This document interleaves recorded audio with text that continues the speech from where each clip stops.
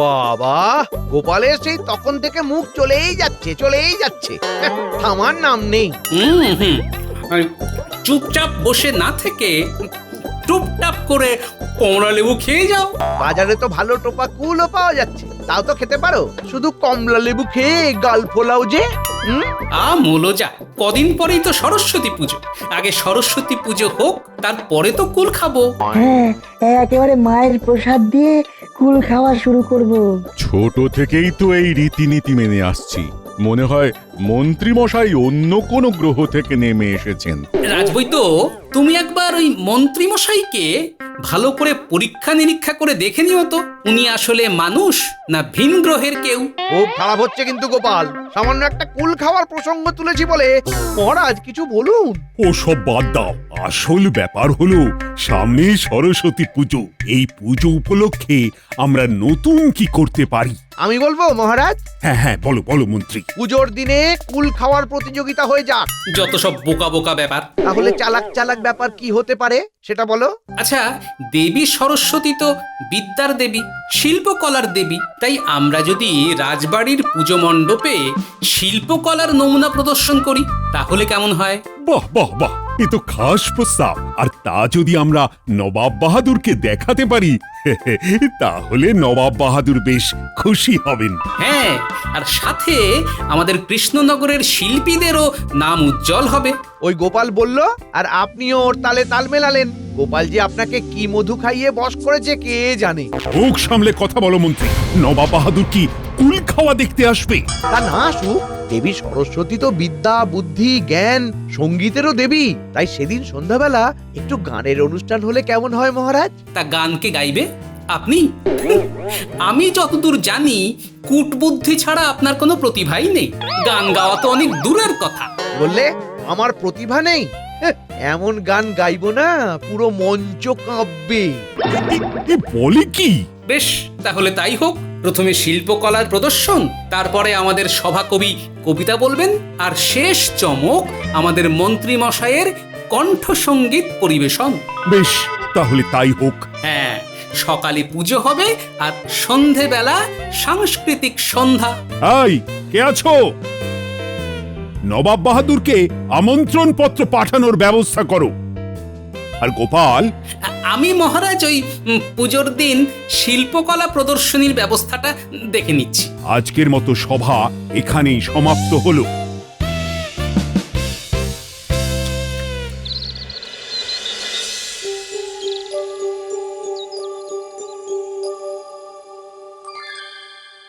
আরে আরে আরে, তোমার কি হয়েছে বলো তো? তুমি এরকম এদিক থেকে ওদিক আর ওদিক থেকে এদিক করছো কেন? আরে আরে, নিজেকে হাম বড় দেখাতে গিয়ে কি একটা এমন কথা বলে ফেলেছি না, এখন নিজে পস্তাচ্ছি। আরে কি বলেছো আর কিভাবে পস্তাচ্ছো? কিছুই তো বুঝতে পারছি না। আরে আমি রাজসভায় বলেছি যে আমি সরস্বতী পুজোর দিন গান গাইবো। তুমি আর গান? এই এই তুমি এখনই হাসছো? আরে এখন আমাকে কিছু একটা ব্যবস্থা করতেই হবে, নইলে আমার মুখ পুরো আলকাতরা হয়ে যাবে একদম। দেখো, এখনো সরস্বতী পুজো আসতে কয়েকটা দিন বাকি আছে। তুমি বরং কোনো শিক্ষকের কাছে গিয়ে এই কদিন গান শেখো গো। ঠিক বলেছো, তাই ভালো তাই ভালো। তা তোমার চেনা জানা কোনো গানের শিক্ষক আছে? পাড়ার একজন সঙ্গীত শিক্ষকের কথা শুনেছিলাম। তুমি কিন্তু যেতে পারো।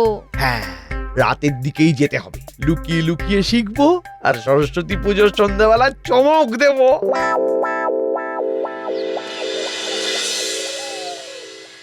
শোন, কদিন পরেই তো সরস্বতী পুজো।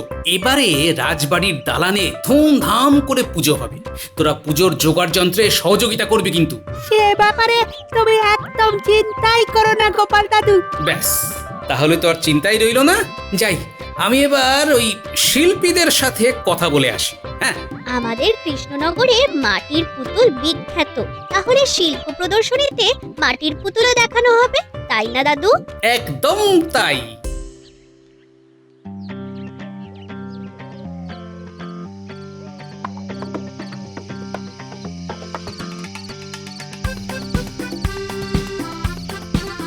হ্যাঁ, তাহলে বুঝতে পেরেছো তো আমি কি কি বললাম? হ্যাঁ গোপাল দাদা, আমি সরস্বতী পুজোর দিনই সব কিছু রাজবাড়িতে পাঠিয়ে দেব। বেশ বেশ বেশ, খুব যত্ন নিয়ে কাজ করো। হ্যাঁ,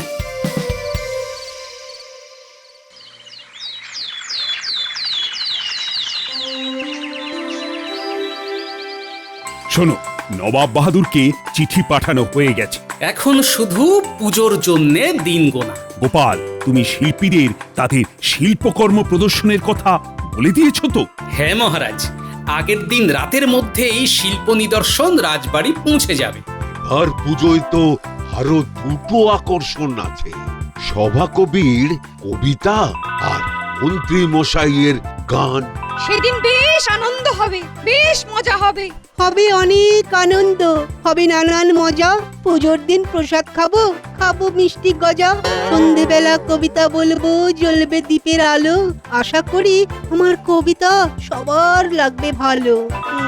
বাহ সভাকবি, বাহ বাহ বাহ! তোমার কবিতা শোনার জন্য আমরা মুখিয়ে থাকবো। মন্ত্রী মশাই, বলছিলাম যে ওই সভাকবি তো ছোট করে একটু পদ্যের ঝলক দিয়েই দিল, তা আপনিও এই বেলা দুকলি শুনিয়ে দিন না।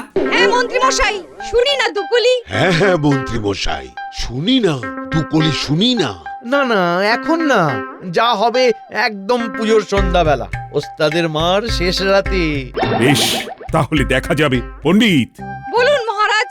প্রতিমা প্রস্তুতির কাজ তো সমাপ্ত। তুমি ফর্দ অনুযায়ী সমস্ত দশকর্মা আর বাকি দ্রব্যাদি আনার ব্যবস্থা করো। যথা আজ্ঞা মহারাজ। মহারাজ, আমি আমার নাতি নাতনিদের পুজো মণ্ডপ সাজানোর দায়িত্ব দিয়েছি। বাহ বাহ বাহ, ভালোই হলো। রাজবৈদ্য, বলুন মহারাজ। তুমি ভোগ প্রসাদের জন্য বাজার দোকানের দিকটা দেখো। আচ্ছা মহারাজ। আজকের মতন রাজসভার এখানেই ছুটি।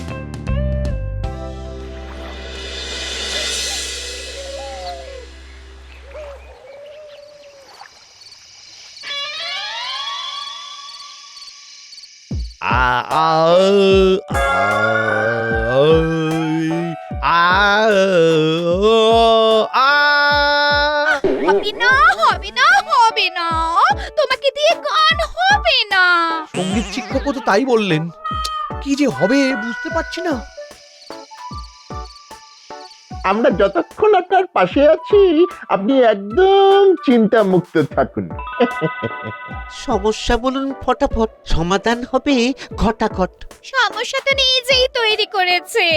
গানের গ জানে না, এদিকে সরস্বতী পুজোয় তোদের মন্ত্রী মশাই নাকি সবাইকে গান শোনাবেন। তা মন্ত্রী মশাই, আপনি তো একজনের কাছে গান শিখছেন। ও এখন শিখে কোনো লাভ নেই। মরণকালে ভগবানের স্মরণ করে কি আর লাভ আছে? বুঝে গেছি, আপনার গলা এখন পাকা বাঁশ হয়ে গেছে। কাঁচা কঞ্চি হলে না হয় বাঁচানো যেত। এত বকচালি না দিয়ে তোরা কোনো উপায় বের করতে পারবি কিনা বল। উপায় তো আমার মাথায় চলে এসেছে, কিন্তু কিন্তু কি? কিন্তু আমাদের ডান হাতে খুব চুলকনি হচ্ছে। আপনি কিছু দিলেই চুলকানি বন্ধ হয়ে যাবে, আর উপায়টা মাথা থেকে মুখে চলে আসবে। পুরো শেয়ানা হয়ে গেছিস তোরা। সবই আপনার সঙ্গ দোষ। ইয়ে না মানে সঙ্গ গুণ। এই তো আর হাত চুল করছে না। এবার বলতো, বল বল বল, বুদ্ধিটা কি? শুনুন, সরস্বতী পুজোর সন্ধ্যেবেলা আপনি গান গাইবেন, দারুণ গান গাইবেন। সবাই মুগ্ধ হয়ে শুনবে, হাততালি দেবে, কিন্তু আপনি গান গাইবেন না। কি যাতা কথা বলছিস? আমি গান গাইবো, আবার আমি গান গাইবো না? ফাজলামো হচ্ছে। আহা, বুঝতে পারলেন না? আপনি গান গাওয়ার অভিনয় করবেন। মানে বটা বোঝাতে চাইছে আপনি শুধু মুখটা নাড়বেন, কিন্তু ওই মঞ্চের পেছন থেকে গান গাইবে আপনার সঙ্গীত শিক্ষক। ওরে আমার সোনা মনা রে, ও কি বুদ্ধি রে তোদের! এ তো পুরো ভাবার বাইরে। আরো 50 মোহর। আমার বাড়িতে মামার বাড়ির আবদার পেয়েছিস? এই তো একটু আগে দিলাম। ওটা তো বুদ্ধির দাম। এবার সঙ্গীত শিক্ষককে দিয়ে এই কাজটা বুঝিয়ে করানোর মূল্যটা দিন। 5 মোহর উপরি রোজগার হচ্ছে না, 50 মোহর বেরিয়ে যাচ্ছে। কি ভুল করে যে নিজেকে জাহির করতে গেছিলাম কে জানে।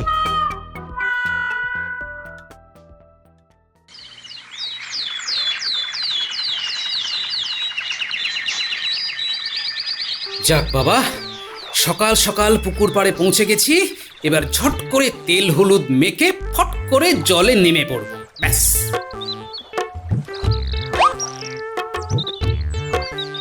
কি দাদু, তোমাকে কি দিদা তেলে ভাজা করবে নাকি? কেন কেন? না, আসলে তুমি সকাল সকাল গায়ে তেল হলুদ মাখছো তো, তাই জিজ্ঞেস করছি। ও, শুধু ফচকেমি না? এই তোরা জানিস না সরস্বতী পুজোর দিন সকালবেলা তেল হলুদ মেখে স্নান করতে হয়?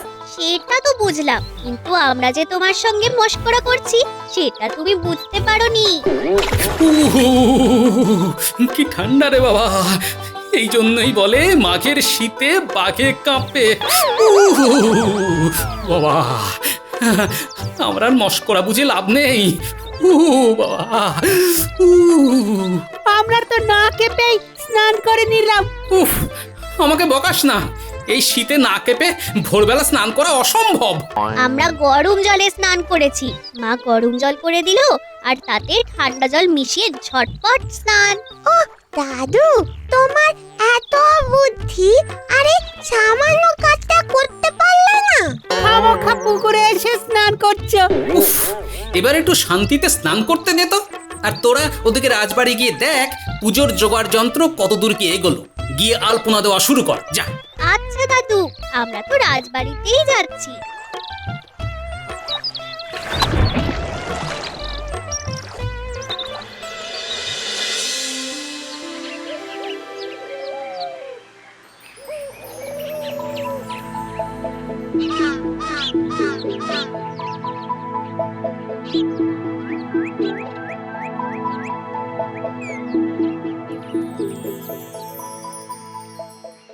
ওই রে, তোদের আলপনা কখন শেষ হবে?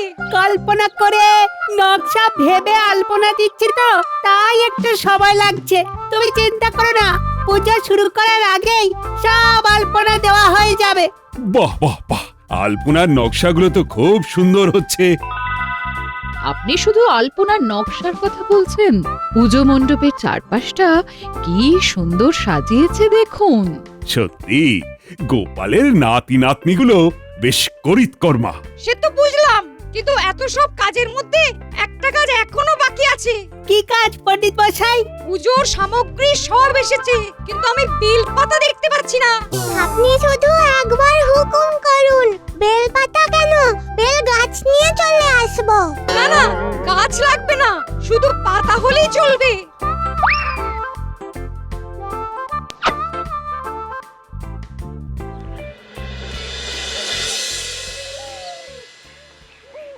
চলো চলো, যা বেলপাতা নেওয়া হয়েছে না, তাতে দুটো সরস্বতী পূজা হয়ে যাবে। হ্যাঁ হ্যাঁ হ্যাঁ, চল চল।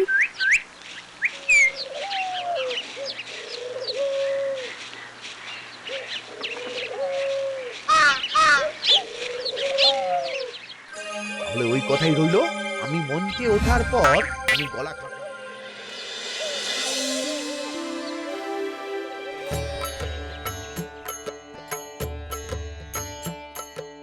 বাচ্চারা, এবার তোরা একসাথে বল, হে মা সরস্বতী, হে মা সরস্বতী, আমায় বিদ্যা দাও, বুদ্ধি দাও, জ্ঞান দাও, ভক্তি দাও, কূট বুদ্ধি কেড়ে নাও। আমায় বিদ্যা দাও, বুদ্ধি দাও, জ্ঞান দাও, ভক্তি দাও, কূট বুদ্ধি কেড়ে নাও।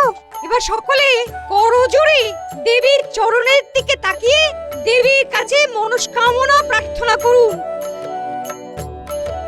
দেখেছো, সবাই পুজো মণ্ডপে উপস্থিত আছে, পুষ্পাঞ্জলি দিল, কিন্তু মন্ত্রী নেই। মন্ত্রী মশাই নিশ্চয়ই সকাল থেকে সঙ্গীত সাধনা করছেন। বেশ, তাহলে সকালের কাজ আপাতত সমাপ্ত। কেউ কিন্তু এখনই চলে যাবে না, সবাই ভোগের প্রসাদ খেয়ে তারপরে বাড়ি যাবে। তারপর আবার তো সন্ধেবেলায় সাংস্কৃতিক অনুষ্ঠান আর শিল্প প্রদর্শনী দেখতে আসবো। হ্যাঁ, নিশ্চয়ই নিশ্চয়ই।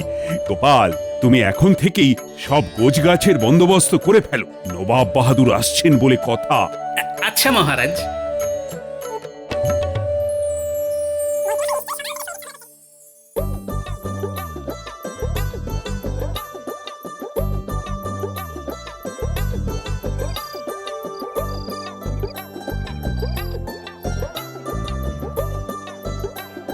বহুত খুব কি সুন্দর সব হাতের কাজ।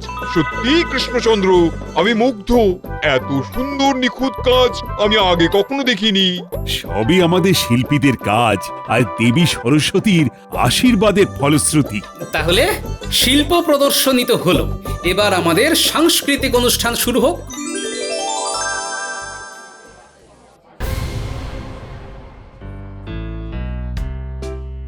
তাহলে আমি সবার প্রথমেই ডেকে নিচ্ছি আমাদের সকলের প্রিয় সভাকবিকে।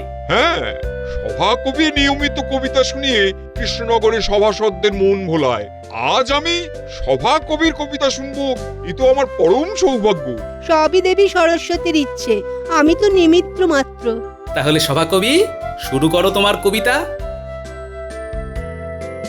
বিনা পানি দেবী তুমি, সে তো পদ্মে বিরাজ, তোমার বাহন হলেন শ্বেত হংসরাজ। তুমি দেবী ভগবতী সরস্বতী নাম, মর্তে পূজিত হও স্বর্গে তোমার ধাম। তোমার করুণায় লোক হয় বুদ্ধিমতী, তুমি মাগো পলাশ প্রিয়া অগতির গতি। বাগ দেবী ব্রহ্মাণী তোমার অনেক নাম, ভক্তি ভরে তোমাকে দেবী করি যে প্রণাম। বহুত খুব। সত্যি সভাকবি, তোমার কবিতা শুনে দেবী সরস্বতীর রূপের বর্ণনা চোখের সামনে যেন আরো বেশি স্পষ্ট হয়ে উঠল। সবই দেবী সরস্বতীর ইচ্ছে। এবার আমরা তাকে ডেকে নেব যার গান শোনার জন্য আমরা সকলে অধীর আগ্রহে বসে আছি। কৃষ্ণনগরের বিখ্যাত সঙ্গীত শিল্পী, অভূতপূর্ব ব্যক্তি, আমাদের সকলের প্রিয় মন্ত্রী মশাই। আসুন মন্ত্রী মশাই, এই মঞ্চ আপনার। অগ্রিম শুভেচ্ছা মন্ত্রী। তাহলে শুরু করো তোমার গান। হ্যাঁ,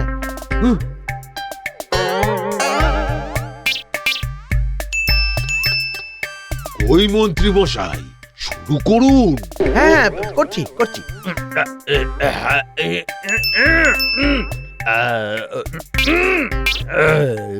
কি হলো মন্ত্রী, তুমি কখন গান গাইবে? আমার আর তর্স হইছে না। আমি তো তোমার গান শোনার জন্য অধীর আগ্রহে অপেক্ষা করছি। হ্যাঁ, করছি। একি মন্ত্রী মশাই, গান তো আপনি গাইবেন, কিন্তু গোটা ঘটার দিকে ইশারা করছেন কেন? মানে আসলে কি ইয়ে করছো? এই বটা ঘটা, তোরা তখন থেকে কি ঘাড় নাড়ছিস বলতো? আমরা তো তখন থেকে বোঝাতে চাইছি গান হবে না মন্ত্রী মশাই, গান হবে না। সব পরিকল্পনা ঘেঁটে যাচ্ছে। মানে কিসের পরিকল্পনা? আমি বলছি মহারাজ। এই ন্যাপলা, গুলটে, ট্যাপা, পুটি, পুচকে, তোরা ওনাকে নিয়ে আয়। দূর সব ভেস্তে গেল। কি ভেস্তে গেল? আমি বলছি, শুনুন। সকালে যখন আমার নাতি নাতনিগুলো বেলপাতা আনতে জঙ্গলে যায়, তখন ওরা বেলপাতা এনে ফেরার সময় দেখে। তাহলে ওই কথাই রইলো, আমি মঞ্চে ওঠার পর আমি গলা খাঁকড়াবো আর আপনি গান গাওয়া শুরু করবে, কেমন? হ্যাঁ শিক্ষক মশাই, আপনি শুধু গেয়ে যাবেন আর আমাদের মন্ত্রী মশাই আপনার গানের সুরে তালে মুখ নাড়িয়ে যাবেন। এতে কেউ বুঝতে পারবে না যে আসলে গানটা কে গাইছে। কারণ আমি আমার বেসুরো গলায় গান গাইলেই সবাই পালিয়ে যাবে। আচ্ছা, তাহলে ওই কথাই রইলো, ঠিক সন্ধে। তারপরে যখন নবাব বাহাদুর আর বাকিরা সবাই একটু আগে শিল্পকলা প্রদর্শনী দেখতে ব্যস্ত ছিলেন, ঠিক সেই সময় লোকচক্ষুর আড়ালে এই গানের শিক্ষক মশাই মণ্ডপের পিছনে চলে যান। কিন্তু দাদুর কথাবার্তা আমরা প্রস্তুত ছিলাম, আর আমরা ঝুপ করে ওনাকে ধরে ফেলি। ছি মন্ত্রী, ছি! তুমি তো নবাব বাহাদুরের সামনে আমার নাকটাই কেটে দিলে। আর এই যে সঙ্গীত শিক্ষক, তুমি এত অসৎ হতে পারলে? আমি বাধ্য হয়ে এসেছি মহারাজ। মন্ত্রী মশাই আর ওনার ওই দুই সাগরে বটা ঘটা আমাকে বলেছিল যদি না ওনাদের কথা মতো কাজ করি তাহলে আমাকে রাজ্য থেকে তাড়িয়ে দেবে। আমি নিরুপায় মহারাজ। এবার আমি মন্ত্রীকে আমার রাজ্য থেকে তাড়াবো। ছি মন্ত্রী ছি, আমি কত আশা নিয়ে এসেছিলাম, শেষে সেটা হতাশা হয়ে গেল। ভুল হয়ে গেছে, শেষবারের মতো ক্ষমা করে দিন মহারাজ, শেষবারের মতো। এই পুণ্য তিথিতে শুভ দিনে বলছি, আর করবো না এরকম পাপ কাজ মহারাজ। না না না না, তোমাকে আমি রাজ্য ছাড়া করবই।